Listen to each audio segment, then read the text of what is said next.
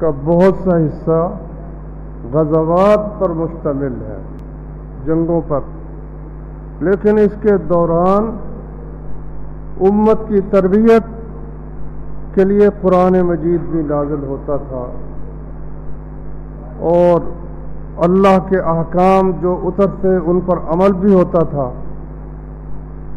اور امت کی ایسی شاندار تربیت نبی کریم صلی اللہ علیہ وسلم نے فرمائی کہ انہیں گناہوں سے شدید قسم کی نفرت ہو گئی اور اللہ تعالیٰ کے سامنے پیش ہونے کا شدید احساس پیدا ہو گیا۔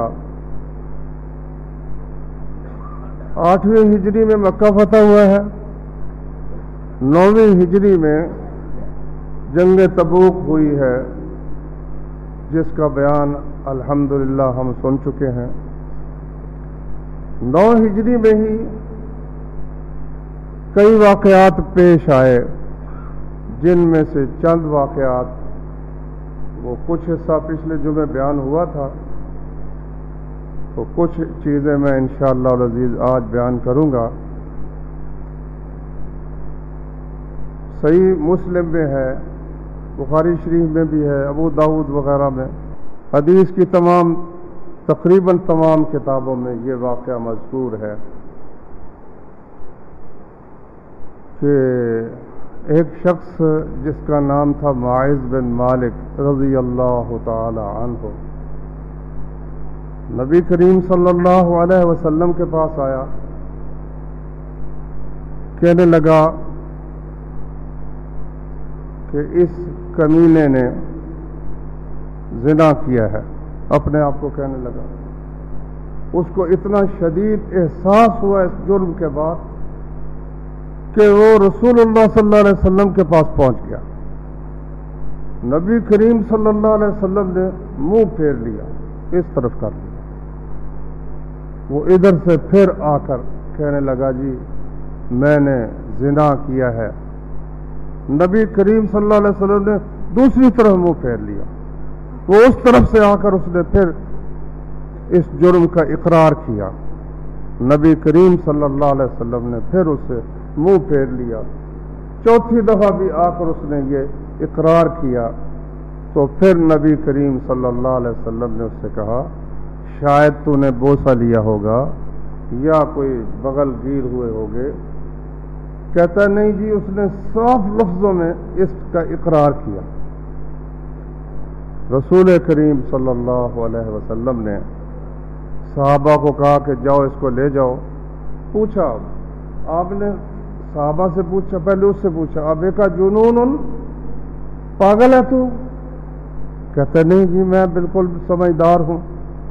اس کی قوم سے پوچھا کہ ہاں بھائی کیا خیال ہے تمہارا اس کے متعلق، کوئی دماغ تو نہیں چل گیا اس کا؟ انہوں نے کہا نہیں جی بالکل ٹھیک ہے، سمجھدار ہے، اچھا آدمی ہے، لیکن اب یہ گناہ کرنے کے بعد وہ سمجھتا ہے کہ میں پاک ہو ہی نہیں سکتا جب تک کہ مجھے سزا نہ دی جائے، حد مجھ پر نہ لگے، بس اس پر یہ احساس غالب ہے، باقی پاگل نہیں ہے۔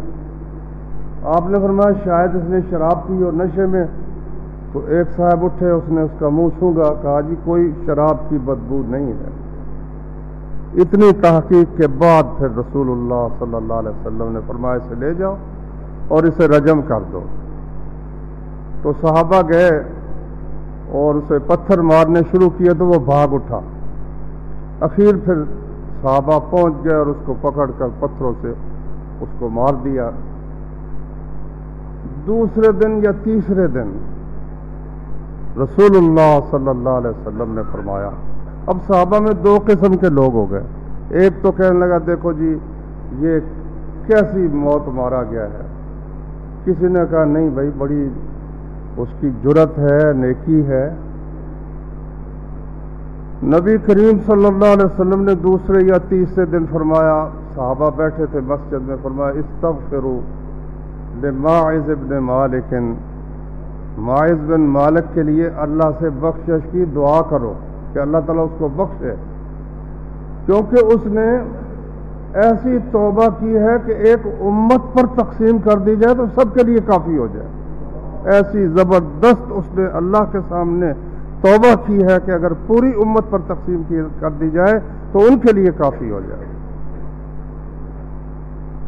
صحیح مسلم میں حدیث ہے، امیر المومنین عمر بن خطاب رضی اللہ عنہ نے خطبہ دیا،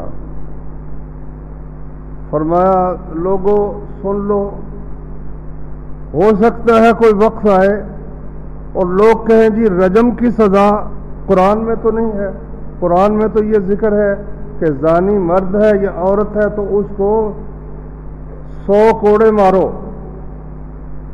الزانیۃ والزانی فاجلدوا کل واحد منہما 100 جلدہ، زنا کرنے والا مرد اور زنا کرنے والی عورت ان میں سے ہر ایک کو 100 درے مارو، وَلَا تَأْخُذْكُمْ بِهِمَا رَأْفَةٌ فِي دِينِ اللَّهِ إِن كُنتُمْ تُؤْمِنُونَ بِاللَّهِ وَالْيَوْمِ الْآخِرِ، اور اس سزا میں تمہیں کسی قسم کی دل میں نرمی نہیں آنی چاہیے اگر اللہ پر اور یوم آخرت پر تمہارا ایمان ہے۔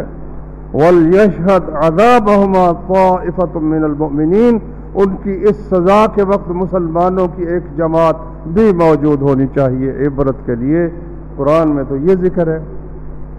تو حضرت عمر نے فرمایا کہ ہو سکتا ہے کوئی شخص یہ کہے جی قرآن میں تو یہ ہے، لیکن یاد رکھو، اور یہ کہہ کر پھر وہ گمراہ ہو جائیں، یاد رکھو اللہ کے رسول صلی اللہ علیہ وسلم نے رجم کیا، رجم حق ہے، اور ہم نے بھی ان کے بعد رجم کیا۔ ایسا نہ ہو کہ تم اللہ کے حکم کو چھوڑ کر پھر گمراہ ہو جاؤ۔ حضرت عمر رضی اللہ عنہ نے یہ خطبہ دیا اور یہ صحیح مسلم میں موجود ہے۔ اچھا، کچھ دن گزرے تو ایک عورت آ گئی بنو غامد قبیلے کی، وہ کہنے لگی طہرنی یا رسول اللہ، مجھے آپ پاک کیجئے یا رسول اللہ۔ فرمایا فیما اطہر، فرمایا ارجعی واستغفری، جا اللہ سے معافی مانگ۔ اس کو ہٹانے کی کوشش کی نبی کریم صلی اللہ علیہ وسلم نے۔ کہنے لگی شاید آپ مجھے اسی طرح ہٹانا چاہتے ہیں جس طرح ماعز بن مالک کو ہٹا رہے تھے، میں تو حاملہ ہوں، اس عمل سے حاملہ ہو چکی ہوں۔ فرمایا پھر حاملہ ہو تو یہ کس طرح ہو سکتا ہے کہ ہم تمہیں رجم کریں؟ یہ تو نہیں ہو سکتا، بچے کا کیا قصور ہے؟ جاؤ بچہ جب پیدا ہوگا پھر آنا۔ اب اس کے اوپر کوئی فوج نہیں ہے، کوئی پولیس نہیں ہے، کو اللہ کا خوف ہی اتنا زبردست ہے اس خاتون کے اوپر۔ بچہ پیدا ہوا تو پھر آ گئی، لو جی بچہ پیدا ہو گیا یا رسول اللہ مجھے اب پاک کیجئے۔ نبی کریم صلی اللہ علیہ وسلم نے فرمایا پھر تمہیں اگر ہم رجم کر دیں تو بچے کا کیا بنے گا؟ جاؤ یہ جب تک اس کو دودھ پلاؤ، دودھ چھڑاؤ گی تو پھر لے آنا، پھر آنا۔ اللہ اکبر، دودھ پلاتی رہی، جب وہ کھانے کے قابل ہوا تو اس کے ہاتھ میں روٹی کا ٹکڑا پکڑا کر نبی کریم صلی اللہ علیہ وسلم کے پاس پیش ہو گئے، کہتی دیکھو جی یہ اب کھانا کھانے لگ گیا۔ نبی کریم صلی اللہ علیہ وسلم نے ایک صحابی کے سپرد اس بچے کو کیا کہ لو اس کی تم تربیت کرو، پرورش کرو، اور اس کو رجم کا حکم دے دیا۔ تو جب اس کو رجم کرنے لگے نا تو نبی کریم حضرت خالد نے پتھر مارا نا تو اس کا خون کے چھینٹے وہ خالد پر پڑے، انہوں نے کوئی برا لفظ کہا، اس کے متعلق سخت لفظ کہہ دیا۔ نبی کریم صلی اللہ علیہ وسلم نے مہلن یا خالد، خالد تو ٹھہر جا، ایسا نہ کہہ۔ اس عورت نے ایسی توبہ کی ہے کہ اگر کسی چنگی والا کر لینا یہ توبہ، صاحب و مقصد، صاحب و مقصد ہوتا ہے راستے میں کھڑا ہے، جو گزرتا اس کے اتنے پیسے دو اور پھر گزرنے دوں گا، جگہ لینے والا۔ اگر صاحب مقصد توبہ کرے تو اللہ تعالیٰ اس کی توبہ بھی قبول کر لے۔ تو دیکھو نا اللہ کے نبی کی باتوں میں بات سے بات کئی مسائل نکلتے ہیں۔ اب اس سے نبی کریم صلی اللہ علیہ وسلم اس عورت کی شان بھی بیان کر رہے ہیں اور ساتھ ایک مسئلہ بھی بیان کر دیا کہ اس طرح سے چنگی لینا اور جگہ لینا کتنا بڑا گناہ ہے۔ یہ بھی ساتھ ہی رسول اللہ صلی اللہ علیہ وسلم نے اشارہ کر دیا، بیان فرما دیا۔ صحیح بخاری میں ایک حدیث ہے، ایک شخص آیا، دو آدمی تھے،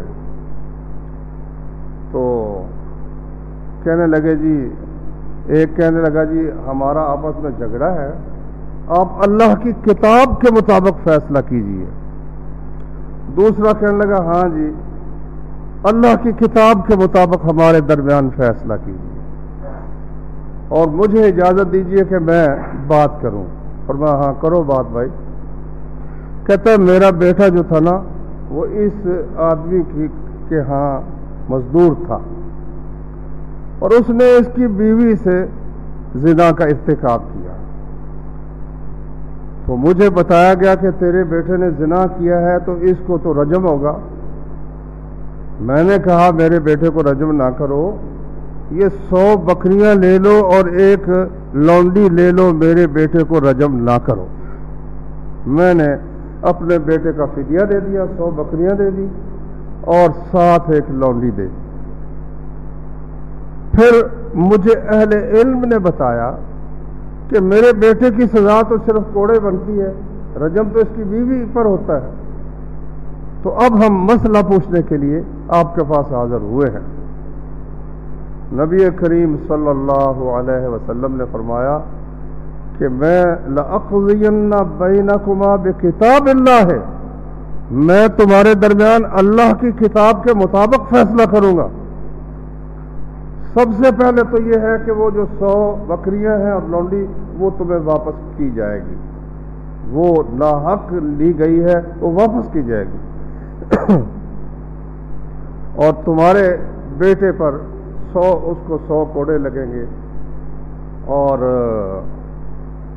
اس کی بیوی انیس اسلمی رضی اللہ عنہ کو فرمایا کہ کل صبح جانا ان کے گھر اور اس کی بیوی سے پوچھنا فَإِنِ اعْتَرَفَتْ فَارْجُمْهَا، اگر اعتراف کر لے تو اس کو رجم کر دینا۔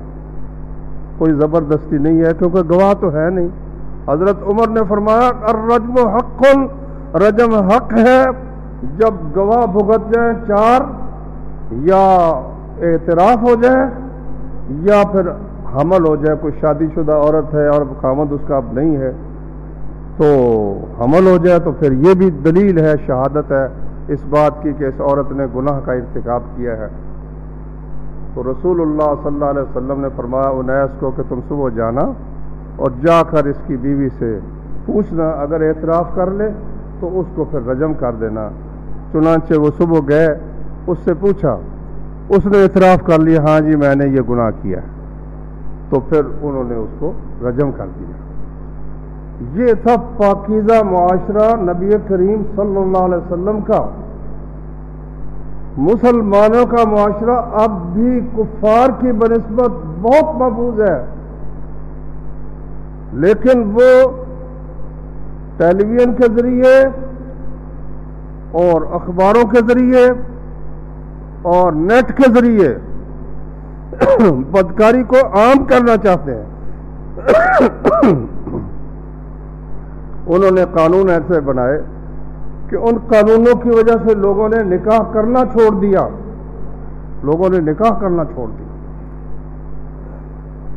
چنانچہ امریکہ میں، برطانیہ میں لاکھوں کروڑوں جوڑے ہی وہ کٹھے رہ رہے ہیں، نکاح نہیں کرتے، کیونکہ نکاح کریں گے تو قانون کے شکنجے میں پھنس جائیں گے کہ جی عورت پر تم نے زیادتی کی ہے، عورت پر تم نے ظلم کیا ہے۔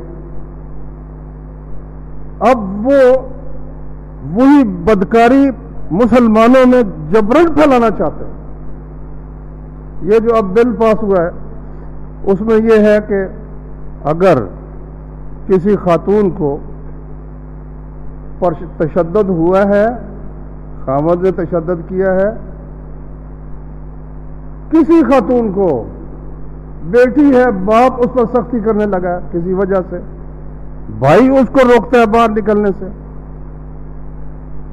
تو یا اس کو احتمال ہو، خوف ہو کہ مجھ پر تشدد ہوگا، ہوا کچھ بھی نہیں، بل یہ ہے کہ اس کو تشدد کا خوف ہو، وہ گھر سے نکل سکتی ہے، گھر سے نکل جائے،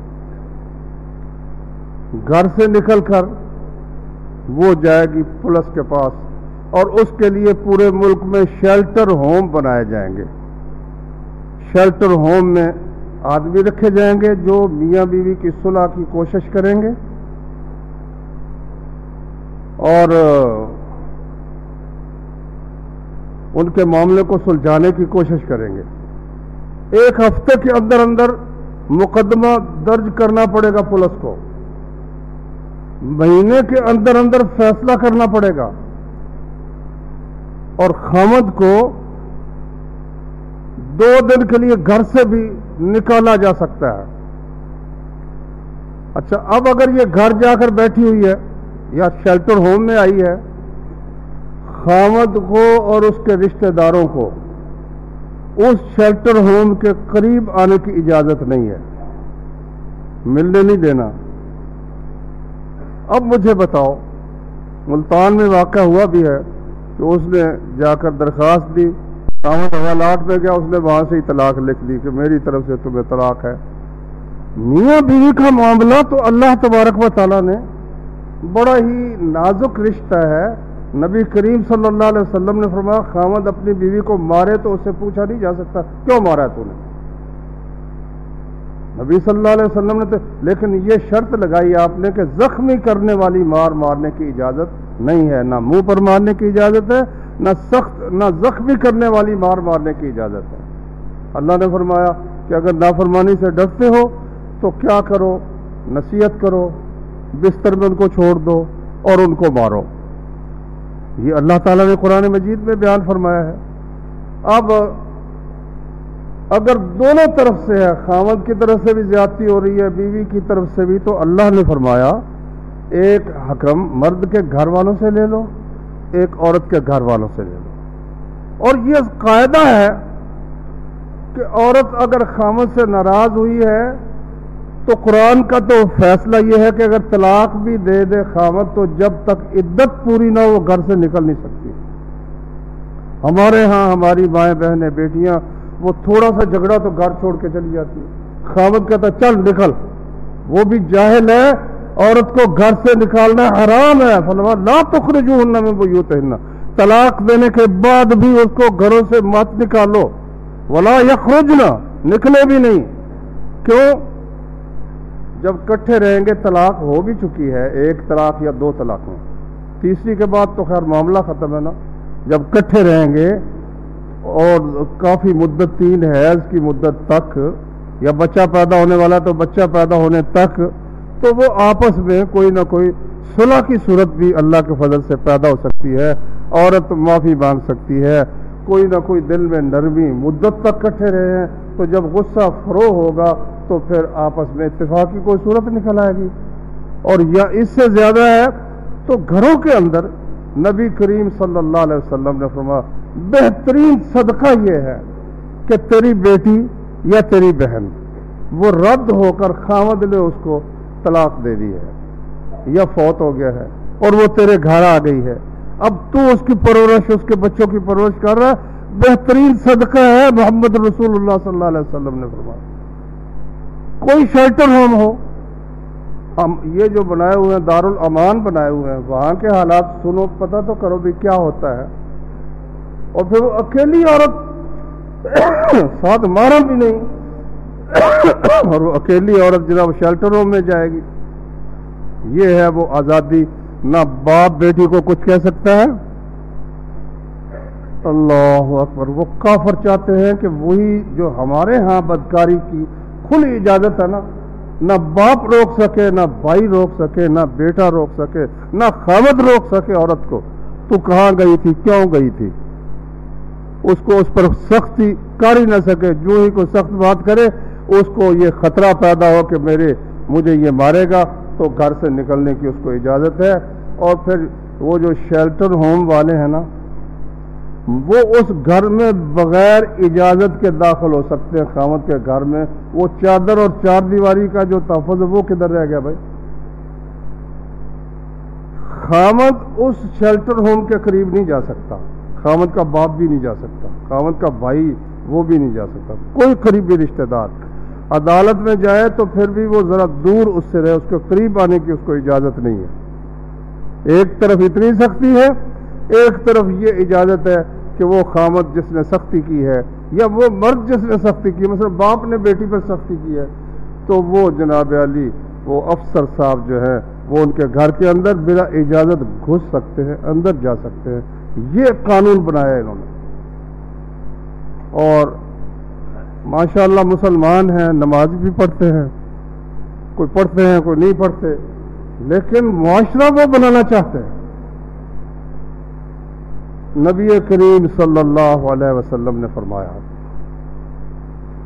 کہ انا بریء من کل مسلم یقیم بین ظہرانی المشرکین، میں ہر اس مسلم سے بری لا تعلق ہوں جو کافروں کے درمیان رہتا ہے، کافروں کے پاس جا کر رہائش اختیار کرتا ہے، میرا اس سے کوئی تعلق نہیں۔ ہمارے ایک بھائی ہیں، کٹھے ہم پڑھتے رہے، تو آج کل وہ امریکہ میں ہوتے ہیں، وہ وقتاً فوقتاً لوگوں کو عمرہ کراتے رہتے ہیں، حج بھی کراتے ہیں۔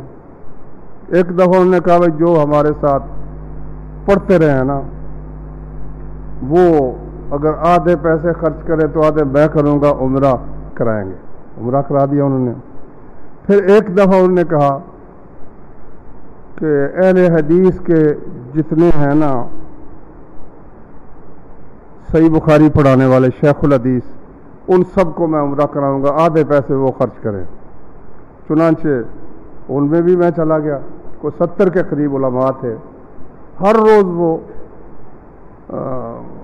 کعبہ کے پاس ایک جگہ مقرر تھی، بھی 9 بجے سب نے آ جانا، یہاں مجلس ہوا کرے گی۔ ایک دن انہوں نے یہ بات چھیڑی کہ بھئی آپ علماء موجود ہیں تو آپ یہ بتائیں کہ کفار کے درمیان جا کر مسلمانوں کا رہنا اس کا کیا حکم ہے؟ تو میں نے جو میرا علم تھا میں نے بھی بیان کیا، بھی مسلمانوں کو کافروں کے درمیان جہاد فی سبیل اللہ کے لیے یا علم کے لیے یا تجارت کے لیے جانے کی تو اجازت ہے، لیکن مستقل وہاں رہائش اختیار کرنا یہ مسلمانوں کے لیے جائز نہیں ہے۔ دوسرے علماء نے کہا بھئی نہیں، وہاں جائے گا تو وہاں اپنا کاروبار کرے ٹھیک ہے، لیکن ساتھ ساتھ دعوت کا کام بھی کرے۔ دیکھو کتنے لوگ مسلمان ہوئے ہیں، کافی بات لمبی چلتی رہی دونوں طرفوں سے۔ اخیر میں وہ حافظ صاحب جو تھے نا، انہوں نے واقعہ بیان کیا، کہنے لگے ایک دفعہ میں امریکہ سے مسلمان ڈاکٹروں کو لے کر نا، ڈاکٹر حضرات کو لے کر حج کرانے کے لیے یہاں مکہ معظمہ میں آیا۔ تو حج کے بعد ہمارا ارادہ بنا کہ اس دور کے ہمارے علم کے مطابق جو سب سے بڑے محدث تھے شیخ ناصر الدین البانی رحمۃ اللہ علیہ، ان سے ملاقات کی جائے۔ یہ صاحب البانیہ کے تھے، یورپ کے ملک کے تھے۔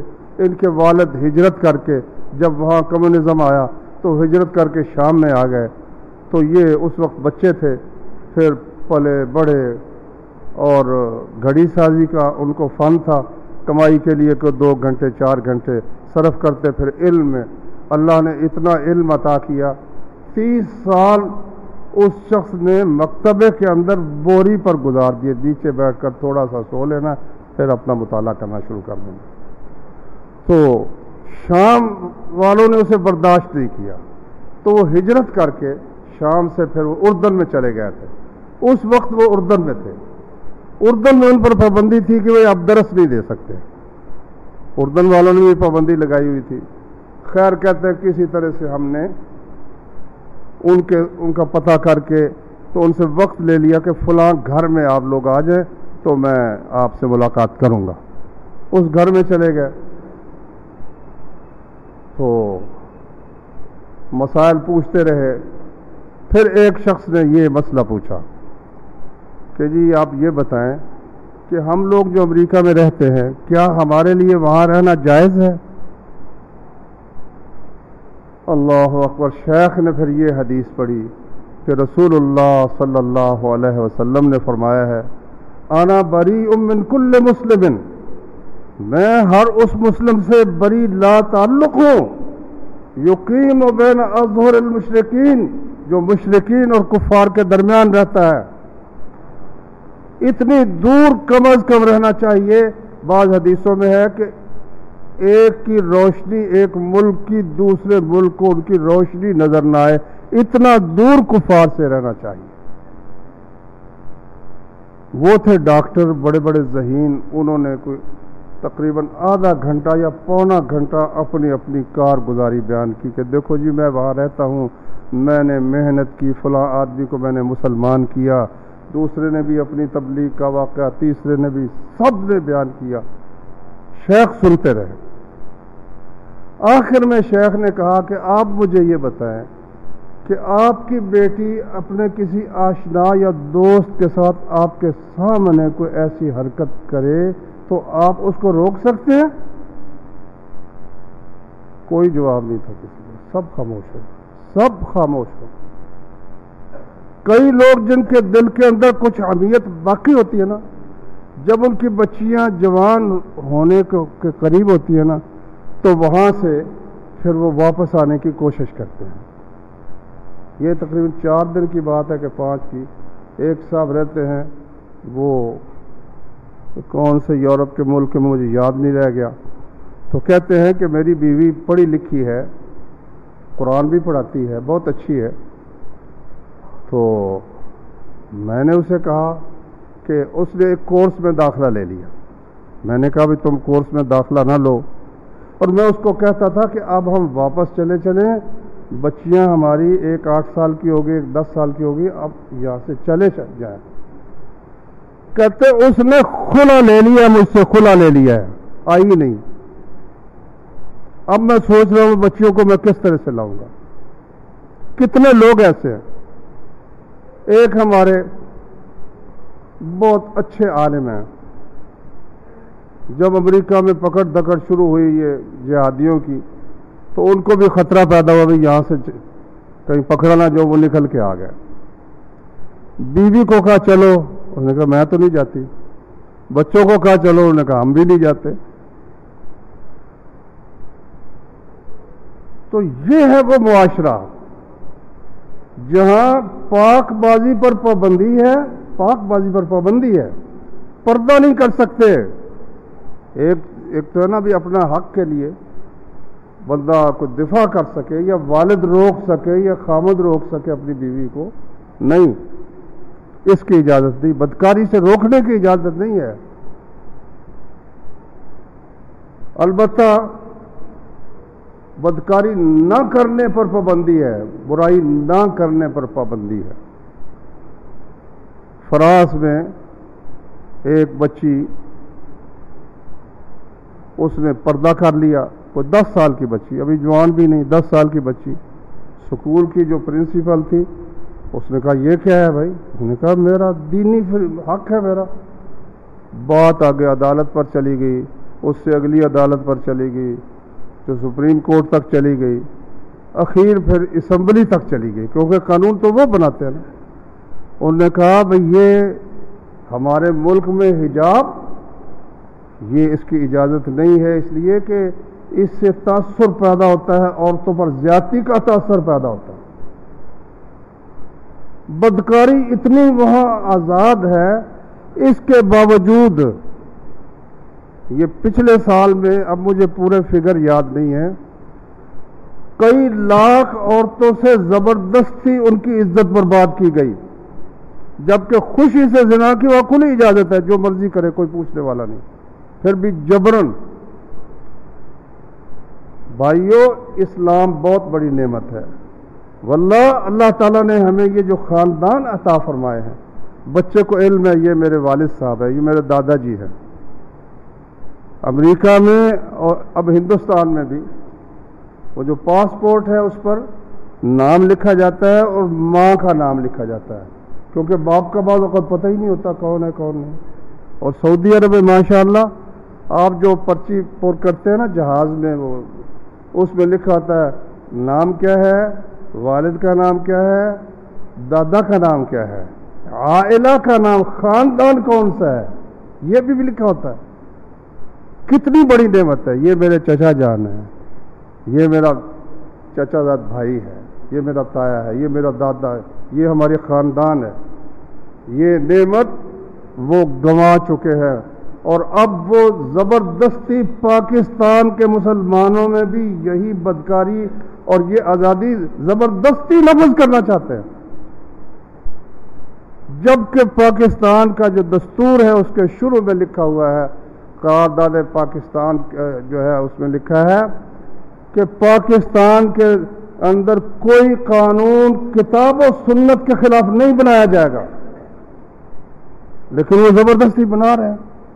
اسمبلی میں شاید پتہ نہیں کہ وہ اسمبلی میں جن لوگوں نے اس قانون کو بنایا، پھر پڑھا گیا، پھر اس کو نافذ کیا گیا، پاس کیا گیا، ان کی شاید کوئی بیٹی کوئی نہیں ہے، نہ ان کی کوئی بیوی ہے کہ وہ اس اپنی بیوی کی عزت بچانا چاہتے ہیں یا بیٹی کی عزت بچانا چاہتے ہیں۔